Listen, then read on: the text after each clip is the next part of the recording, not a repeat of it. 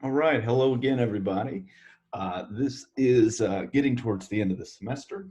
You have a paper coming up very soon, or an exam potentially, and so reach out to me if you need help. This stuff is pretty tough, so if you need alternate explanations or anything like this, you can always reach out to me and schedule a meeting with me, or email me your questions. So today we're going to be talking about four very recent and very important post-Gettier analyses of knowledge. So the concepts that we learned today are pretty much touchstone touchstone concepts in all of epistemology, right? So competence, safety, sensitivity, these sorts of things. And so we're going to be talking about some really important stuff for epistemologists and some alternative tools that go beyond just justification. Okay, so first is the safe belief analysis of knowledge. Okay, so what's a safe belief?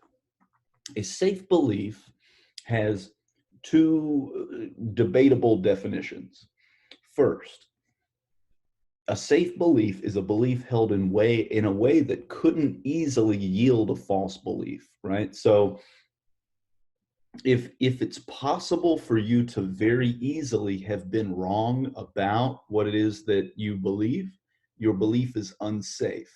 And according to this analysis of knowledge, your belief is unsafe, such that it doesn't constitute knowledge, right? So one relevant question is, can we have unsafe belief?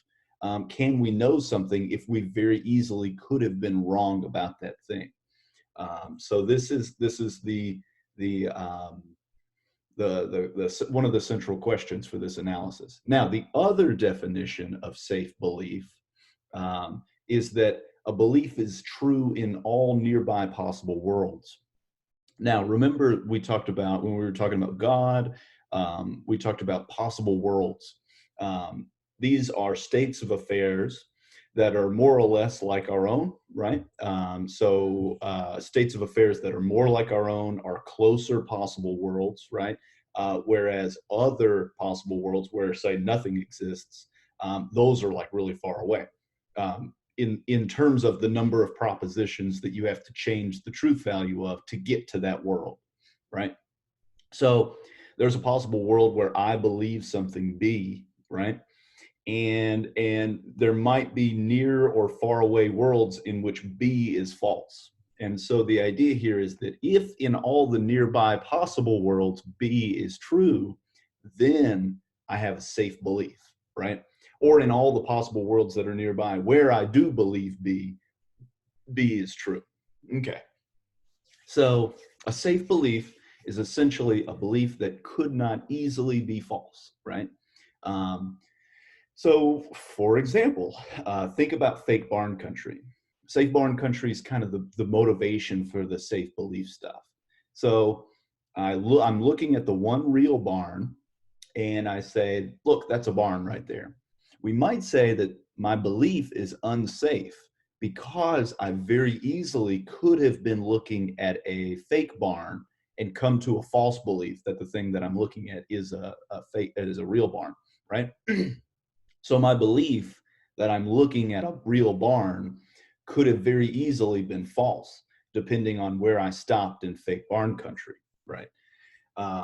And there are nearby possible worlds where I did stop at a fake barn and came to the false belief that the thing I'm looking at is a real barn. So it seems like my belief in fake barn country is unsafe. So one of the good things about the safe belief analysis is that it handles fake barn country, and it handles fake barn country in a way that's really well. So it strongly seems like we have an unsafe belief in fake barn country. Okay, so the analysis is S's belief B constitutes knowledge if and only if B is safe. So if you have a safe belief, you also have knowledge. If you have knowledge, then you also have a safe belief. Now, relevant question. Are there some beliefs that are safe that don't count as knowledge? And are there some unsafe beliefs that don't count as knowledge, or that do count as knowledge, excuse me? So if we could show that either that we have an unsafe belief that counts as knowledge, or that we have knowledge, or if we have a safe belief that doesn't count as knowledge, we will pose a good challenge for this analysis of knowledge. Okay, so there are two counterexamples that propose to do just this.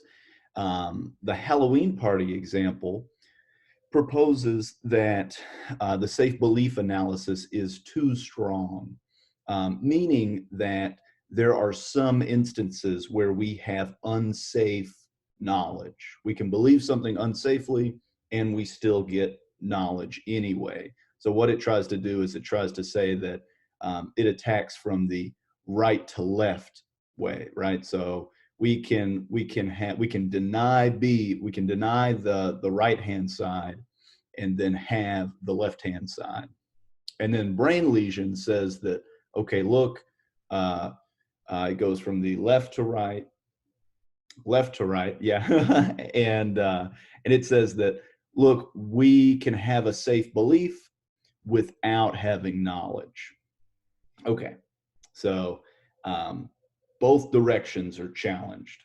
So what is the Halloween party case? Here is the Halloween party case. And this is from Juan Comesaña's paper called Unsafe Knowledge. It's a really wonderful piece. So let's imagine that there is a Halloween party at Andy's house, and I am invited. We'll just put me in the case. Andy's house is very difficult to find, so he hires Judy to stand at a crossroads and direct people towards the house. Judy's job is to tell people that the party is at the house down the left road. Unbeknownst to me, Andy doesn't want Michael to go to the party, so he tells Judy that if she sees Michael, she should tell him the same thing she tells everybody else, that the party is down the left road. But she should immediately phone Andy so that the party can be moved to Adam's house, which is down the right road. I seriously consider disguising myself as Michael, but at the last moment, I don't. When I get to the crossroads, I ask where the party is, and she tells me it's down the left road. Okay, so here we have an instance where Judy's testimony is the potential source of knowledge, right? So Michael is going to be given faulty testimony from Judy, okay? Because nobody likes Michael. Michael's like a loser, and he doesn't get to go to the party. Okay, so I decide, okay, I'm like, maybe I can dress up as Michael. And if I dress up as Michael, I'm going to get the faulty testimony. So let's pretend that I'm wearing a Michael mask, right? I look like Michael. And just at the last second before Judy can make me out, maybe it's dark, right? And before I step into the light, I take off my Michael mask, right? And then Judy gives me reliable testimony. The idea here is that I very easily could have appeared looking like Michael to Judy and gotten the false testimony. So Comesaña wants to say, look, given that I very easily could have believed falsely in this case, I have unsafe knowledge, right? Or there's a nearby possible world where I appear looking like Michael, right? You just change one proposition, right? Or change the time in which I became unmichaeled. And I would very easily have a false belief, right? So Comesaña wants to say, look, in this case, this is an instance of unsafe knowledge. And if we have unsafe knowledge, that means that that this analysis of knowledge is too strong, right? We need something that's weaker than safe belief. There are some instances where we can lack safe belief and have knowledge still, and this is one of them. One response to this case might be something like, Look, as soon as you unveil yourself as not Michael, right? As soon as I take off my Michael mask, um, at that point in time, my belief is safe, right? So up until I like look like Michael, the belief is potentially going to be unsafe. But as soon as I reveal myself as non-Michael, right, as Spencer, my belief is like instantly safe, right? So that might be like one response here. Like Komasanya seems to think that like unsafeness can sort of infect the next moment. Like this is like a claim about time, right? But anyway, this is at least one proposed example against knowledge as mere safe belief. Okay, and then so we last time we talked about the brain lesion case, and it's like appropriately called Alvin. Um, So the idea here is that I have a brain lesion, recall, and the brain lesion is touching a part of my brain such that it produces beliefs that that I do have, in fact, have a brain tumor, right?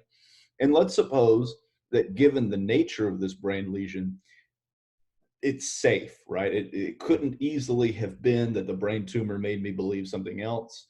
Let's just stipulate that it is safe that my brain lesion is going to give me beliefs that I have a brain lesion. Okay, so it looks like the idea here is that um, it still feels wrong to say, even though the belief is safe, the belief that I have a brain lesion is safe, it seems wrong to say that I know that I have a brain lesion on the basis of the brain lesion actually in my brain, right? Actually, like producing the belief in that way. Um, so given that Alvin is like guaranteed right with his brain lesion, and given that his belief is true, right? It seems like he has safety met, but it really doesn't seem like he knows that he has a brain lesion, right? So that was, let's see, oops, that was two counterexamples to the safe belief analysis of knowledge, right? So it looks like we either need to add more stuff to the safe belief analysis, or we need to take stuff away, right? We need fewer ingredients, and we at the same time need more ingredients because of the nature of these two cases. Okay, so we can here is another proposed account of knowledge or analysis of knowledge. The safe, competent exercise knowledge. Okay, so this is like safety plus some other stuff, right? Okay, so we could say that a cognitive competence is any reliable cognitive disposition, ability, power, skill, or virtue.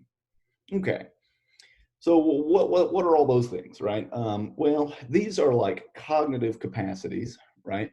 And we've talked about these before. These are like things like vision, things like reason, right? Our ability to logically deduce like something from another proposition, like if X is taller than Y, that means Y is shorter than X, right? We can deduce the second proposition from the first one, right? So all of these cognitive abilities that we have, including our perceptual capacities as well. So the idea here is that, look, somebody can know B if and only if B is safe and results from the exercise of a cognitive competency, right? Okay, so let's suppose that um, so the idea here is that your belief could not easily have been false, and it results from a cognitive competency, right? So it results from some power or skill or virtue that you have, right? Okay, so this handles brain lesion, and it handles brain lesion because we are not exercising any of our cognitive competencies um, in virtue of the brain lesion, right? The brain lesion is just there, and it produces the belief, right? Or it makes us produce the belief that we have a brain lesion. We're not actually doing anything to form that belief. That's the idea. So um, so the so it handles brain lesion, and I think that it probably handles the Halloween case as well, assuming the Halloween case is plausible. Um, and it might say that maybe you do, maybe you don't know in the Halloween case. However, um, this account of knowledge falls prey to a species of cases known as hidden helper cases. So I wasn't able to find the printed version of this case, um, but there's this case comes up in Turi, so you should take a look at it. The idea is, suppose you have Sherlock and Watson, uh, and suppose there's muddy footprints at the scene of a crime, right? Okay, so there's these muddy footprints at the scene of the crime, and let's suppose that Watson has been training for a long time under Sherlock, and he's getting better at his detective skills, right? He's not quite as good as Sherlock, but he's getting better.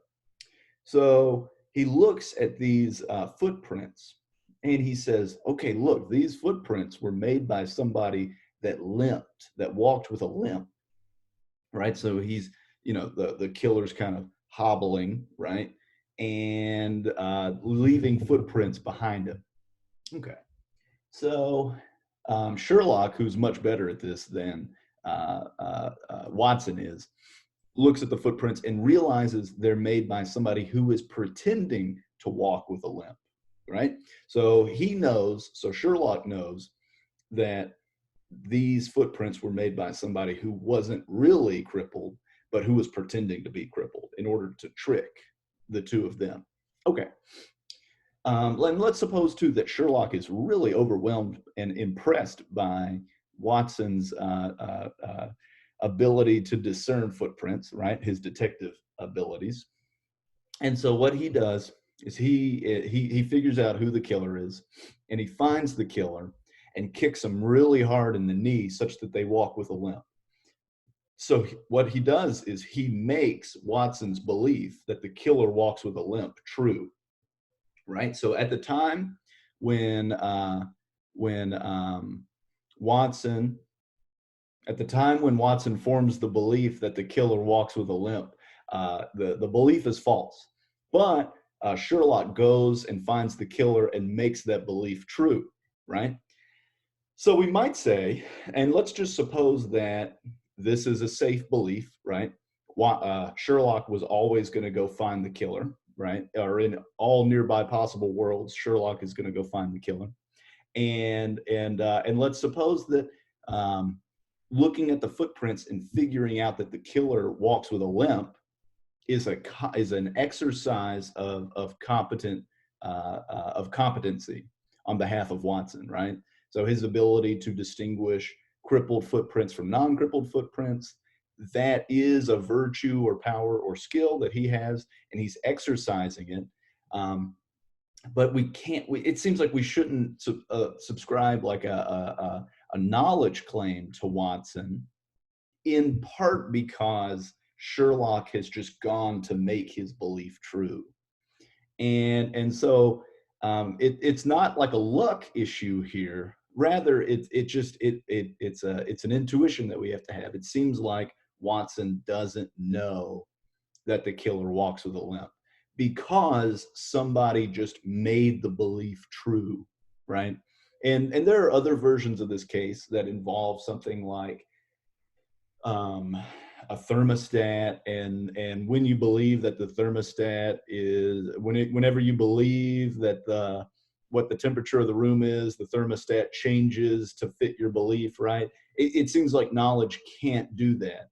It seems like knowledge needs to be formed or obtained independently of a hidden helper like Sherlock or like the super thermostat that like can make you change your beliefs.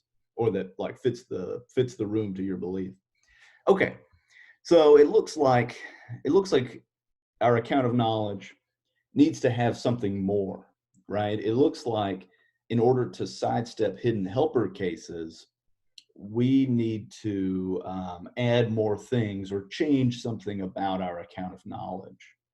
Okay, enter the Turry paper. This is the competence manifestation analysis of knowledge. Okay, so let's first of all consider a distinction. We can think about an outcome manifesting a power versus an outcome merely resulting from the exercise of a power. This is an important distinction. So let's think about a microwave as a potential example. Okay, the first case, boil. You place a cup of water in the microwave and you press start. Uh, uh, uh, the magnetron generates microwaves that travel to the central compartment, penetrate the water, and excite its molecules. Soon the water starts to boil. Okay, as opposed to you place a cup of water in the microwave and press start. The magnetron generates microwaves that cause an insufficiently insulated wire in the control circuit to catch fire, which the fire deactivates the magnetron and spreads to the central compartment. Soon, the fire makes the water boil, right? Okay, it looks like, well, what are the powers of the microwave? Well, the power of the microwave is to boil water, right? So it looks like in the first case, the boil case, we have an exercise of competency that manifests a power of the microwave, right? That is actually it's a result of the microwave's microwaving powers, right? As opposed in the other case, something goes wrong, and in that case, an outcome merely results from the exercise of a power, right? Uh, so the idea here is that we the idea here is that the microwave did exercise some power, right? But it didn't go how it's supposed to go, right? It didn't function according to how it's supposed to function. Nevertheless, the outcome results from the exercise of some power. So the other case here is Albert Pujols. According to this case, Albert Pujols hitting a home run manifests a power, right? That's his baseball powers being manifested, right? And then we might say that his being super famous, right, is merely a result or results from the exercise of his baseball powers, right? So they don't actually manifest what he can do. Rather, they just are a result from that. Okay, so what's this distinction have to do with knowledge? The distinction has to do with knowledge is that B's accuracy, right, the belief in question, manifests some or other of our cognitive capacities, right? So my belief that, say, this pen can write manifests my writing capacities, right? Manifests my writing powers, as opposed to merely results from the exercise of some powers. So the idea is that knowledge enables us to manifest some or other of our cognitive competencies, right? Okay, so in the brain lesion case, we are not, like, our belief that we have a brain tumor does not manifest any of our cognitive competencies. Same in hidden helper, right? So hidden helper is not a manifestation, right? It's a manifestation of somebody else's powers, right? Namely Sherlock's powers to kick. Okay, so there are two proposed counterexamples to this. Um, we'll talk first, let's do fake barn country first. So we might think that this analysis of knowledge subscribes knowledge in fake barn country, in which case it does. So for example, in Turry's article, he talks about bad Henry, and Henry is the character that's in fake barn country. And so bad Henry blows up a barn in fake barn country, and he knowingly does so, and he seems to know that what he blew up was in fact a barn. So Turry is comfortable subscribing knowledge in fake barn country. A lot of people disagree with him on that, but regardless, he defends his view. So, but we might also think that this version of knowledge is too strong, right? So maybe we can have knowledge without manifesting any of our competencies. So consider the Morris in Chicago case, or the field trip case. So the idea here is that there's this kid on a field trip, and his name is Morris, and he's like running, he gets ahead of the group, and he's trying to find the Sears Tower, right? Okay, so what he does is he finds a person, and he asks that person, hey, do you know where the Sears Tower is? And the person says, oh, it's that way, 3 blocks. And Morris says, thank you, and moves on. It looks like Morris knows that the Sears Tower is 3 blocks away. Let's just stipulate that everybody's like reliable testifiers all over the place in Chicago. Just stipulate that. So it seems like Morris comes to have comes to know that where the Sears Tower is, right?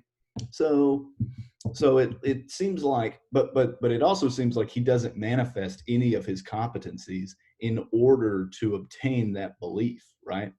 The person that he got the directions from is manifesting some competencies. Morris doesn't seem to be manifesting some competencies. Nevertheless, he seems to know. And so it seems like we can have knowledge without manifesting any competencies. Now, people that respond to this case, they say that, look, Morris did manifest his competencies because he found a person, right?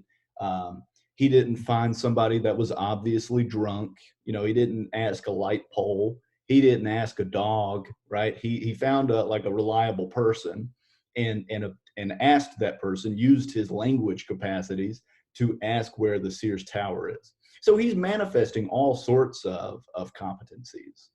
So if you wanted to respond to this case, you might say that, no, in fact, Morris is actually manifesting competencies. Okay. All right, now we have the, so let's just suppose like, okay, we need more than competence manifestation for our account of knowledge. This is how we can add to our account of knowledge. So we can just build safety into the competence manifestation analysis.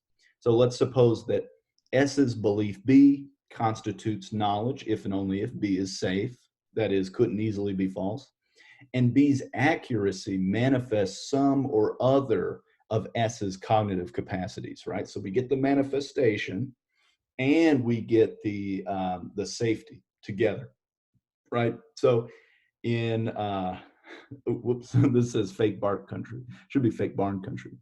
So what we get here is we get an account of knowledge that resists all of these potential counterexamples, right? In brain lesion, we aren't manifesting any of our competencies. Same in hidden helper. And then in fake barn country, our belief in that case is unsafe, right? So here is a potential case from my advisor at UT called fake fruits. And so according to fake fruits, we can have a safe belief that is also a manifestation of somebody's competent capacities, right? A manifestation of our competencies. Nevertheless, we don't get knowledge. Okay, so this case is really weird. I'm just going to tell you that already. All right, let's suppose that the Fruit Lovers Association meets for dinner at Dr. Orange's house. In the middle of Orange's dining room sits a clear glass bowl. In the middle of the bowl sits one red apple. There have been, and never will be, any fake apples in the region where Mr. Orange lives or Dr. Orange lives. Fake apples were globally banned years ago, and they haven't been available anywhere since. And let's suppose that the others that did exist were all destroyed. But there are no similar bans on any other kinds of fake fruit. Now, unbeknownst to his friend, Orange is a practical joker. Um, Nestled around the real apple are several counterfeit citruses, two fake oranges, a fake grapefruit, three fake lemons, and two fake limes. A member of the association, Sarah, who knows nothing about the global ban on fake apples, casts her eyes upon the bowl and forms the belief that it contains an apple. Okay, so here we have a belief that is safe, right? So let's talk about that first. This belief that the apple is real, that that thing right there is an apple, is there's no nearby possible world where that's going to be false, right? And that's because of this huge global ban on all fake apples. All the apples in the area are real, according to the case, just stipulated. So the belief is safe. And our character Sarah is manifesting competencies, right? Comes to the belief by way of a manifestation of her cognitive competency that the thing that she's looking at is in fact a real apple. But in virtue of being surrounded by counterfeit fruits, we might think that she just got lucky. She could have very easily formed a belief about a different fruit and it been wrong. So it feels like, given that it's surrounded by counterfeits, in the same way in like the fake dollar bill case, right? Or in fake barn country, she does just seem to get lucky. And so, given that she just gets lucky, it seems like the safe manifestation analysis isn't fully resistant to luck. That's the potential objection here, in which case it's too weak. What we need is more conditions added on to our account of knowledge. All right, so we have covered four very, very rigorous accounts of knowledge. And so there will be a paper prompt in which you maybe compare and contrast two of these accounts of knowledge, or pose one of these counterexamples and then address the counterexample and try to save the account of knowledge. And so if you have any questions, don't hesitate to schedule a meeting with me. Don't hesitate to email me your questions, anything you need. All right, thanks.